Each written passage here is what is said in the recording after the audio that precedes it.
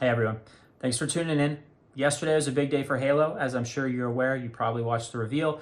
I want to talk about my thoughts on that. I was really excited about this event, and after all this build-up, I was hoping that this would finally be the moment where Halo finds its footing again. But after watching the reveal, I'm left with more questions than I am confidence. Now, I'm not making this video to hate on Halo. On the contrary, I'm making it because I care about Halo and I love this franchise. I want nothing more than to see it succeed, but I cannot shake the feeling that the people who are behind this project still don't get it. All right, let's start with some positives. The new cutscenes that they showed were easily my favorite part of the reveal. They're visually impressive. They stayed true to the original vision. They evoked and captured many of the same emotions that we love from back in the day. And I also heard plenty of classic Combat Evolved sound effects and voice lines throughout. Really loved all that stuff. It was great. Seeing Foehammer in-game for the first time was a welcomed, long overdue moment, and I'm glad they kept the classic CE pilot helmet design. That was cool. The Magnum looks fantastic, though some of the other weapon models didn't impress me as much, but at least they got that one right. Split screen, couch co-op, and 4-player online co-op are also coming. Those are big wins, assuming it actually makes it into the game. And I appreciate that Halo Studios admitted, at least indirectly, that the anniversary edition of Combat Evolved really missed the mark. They also said they want to nail the mood, atmosphere, tension, and horror of the Flood. We didn't see the Flood, we didn't see 343 Guilty Spark, but I'm hoping they can deliver on that promise and do the Flood justice.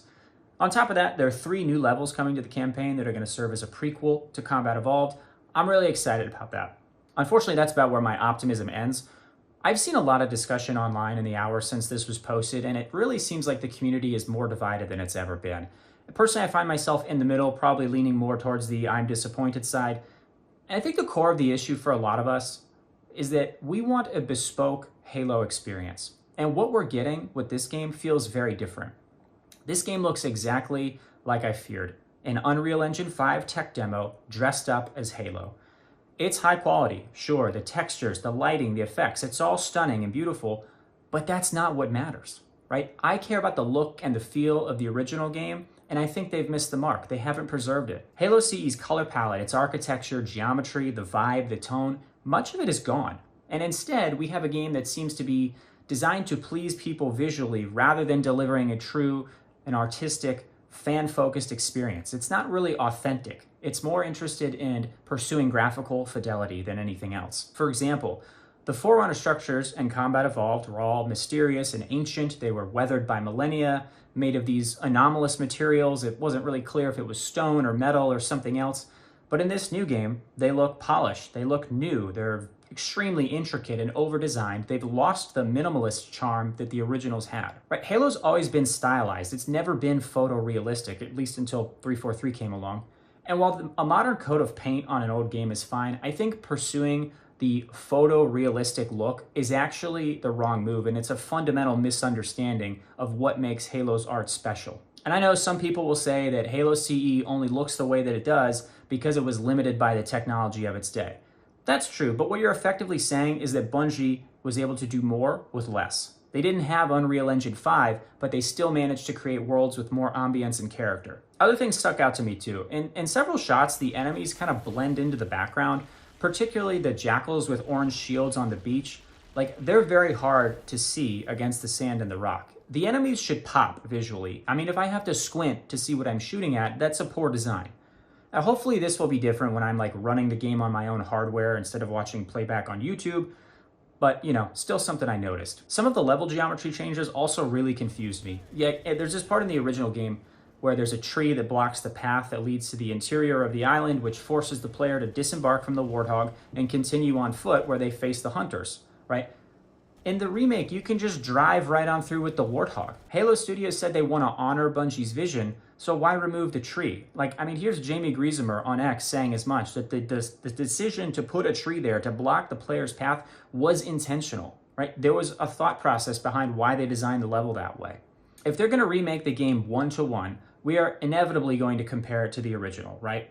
And while moving one tree might not seem like a really big deal, I think it hints at what could be a larger issue with this game, and that's that Halo Studios seems to be making unnecessary adjustments to the encounters that were already refined and well-tuned. It's like they don't understand why certain things were designed the way that they are, and without that understanding, they fail to see how changing those things will impact the game. And really this brings me to a bigger question, and that's, what is the point of making this game? And I mean that sincerely. Their rendition of Silent Cartographer is nearly identical to the original. If you're going through the trouble of remaking this entire game, shouldn't it be used as an opportunity to expand upon, reimagine, or add new encounters to the game? Instead, it feels like we're getting the same game with a couple minor tweaks, the addition of sprint, a few new weapons, and a fresh coat of Unreal Engine paint on top. As a longtime fan who's been playing since 2001, I would prefer something new. I can play these levels blindfolded. And sure, the updated graphics are nice, but if they can't recreate the original game's artistic vision and the encounters aren't any different, what's the point? Honestly, why not completely reimagine the level, do something new, rework the geometry, change the enemy placement, give us something that is actually new? I would rather see them do that than do what they're doing currently. And to be fair, we've seen half of one level. That's it. And I would hope that some of the later levels like Assault on the Control Room, 2 Betrayals, see bigger, more substantial changes, but remains to be seen. I've also got some small nitpicks too, like the assault rifle has been nerfed. It doesn't hold 60 rounds anymore. The Magnum can't one-shot hunters. The plasma rifle doesn't sound right. There's no health packs. Your health regenerates. They've imported a ton of assets from Halo Infinite. The Marines don't look like the Marines from CE at all. There's no fall damage in this game. They added hit markers. There's these ugly, obtrusive objective updates that pop up on your HUD. I don't like any of that stuff. And sure, it's inconsequential, but I think it's all kind of ugly. I don't know if anybody else noticed this, but there are literally button prompts on the HUD for everything. I'm sure it's just a feature of the build that they're running at this event and not something that will be in the final game, but it kind of made me laugh. Like, who really needs to be told that pulling the right trigger is going to fire your weapon? And a quick note on sprint, because I know a lot of people have been talking about it. They said it can be disabled in the settings. So if it's an optional feature, it means the game wasn't designed with that ability in mind. So I don't know. Do with that what you will. There's also things that we didn't see in this reveal. Obviously, we didn't get to see the flood, which is a disappointment.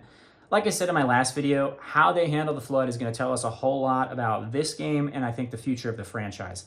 I'm just praying that they can nail the mood, the atmosphere, the tension, the real horror of the flood. Now, aside from the energy sword, we didn't really get a good look at any new weapons either, which feels like a missed opportunity in my mind. The same goes for those prequel levels. They told us that they exist. We don't know anything about them. They also talked a lot about new AI behaviors, but they didn't elaborate on what those behaviors are or how they make the game better. I would have liked some kind of explanation about that. There's also no new information about the next Halo multiplayer game, which is odd given that this game is being announced at a Halo multiplayer competitive event. I don't know, just feels like a bit out of place. Now, so I found all of this to just be very strange. Like, we've seen the Silent Cartographer before. We're all very familiar with the first game. They didn't show us anything new, aside from the fresh coat of paint that they've put on this game. Why not show us something new? And better yet, why not release this build as a playable demo for everybody? I mean, what better way to get folks excited than by saying you can go download the demo right now and play it for yourself at home? So yeah, guys, I'm a little bit confused about this one. There were moments that reminded me of why I love this series, little flashes of ambition, nostalgia, and some genuinely cool ideas. But for every one of those things, there was another thing that really pulled me out of it. Whether it was the direction, the presentation, or the feeling that Halo still isn't quite sure what it's trying to be yet. Cynically, I think this is just another step in Microsoft's plan to erase the Bungie era, scrub history, and make Halo their own thing. Now, I want to be wrong. I want this game to succeed, but right now the bad definitely outweighs the good, and that's just hard to ignore for someone like me. I'd love to hear your thoughts in the comments as well. Let me know what you thought. Did the reveal leave you excited, concerned, or somewhere in between like me? Let me know what you guys think, and I will see you in the next one. Thanks.